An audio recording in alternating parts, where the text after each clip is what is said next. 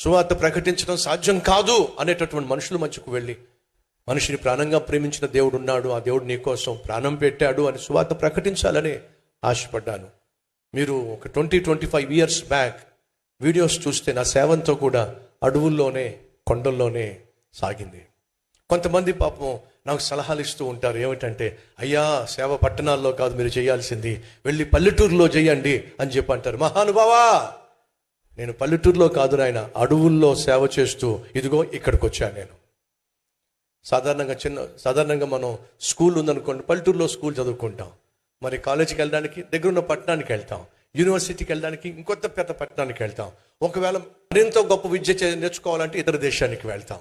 ఈరోజు ఇంత సేవ నేను చేస్తున్నానంటే దీనికి కారణం తెలుసా? ఈ సేవ పల్లెటూరులో స్టార్ట్ అయింది, అడవుల్లో కొండల్లో స్టార్ట్ అయింది, ఇదిగో ఈ స్థాయికి వచ్చింది. దేవునికి మహిమ కలుగునుగాక.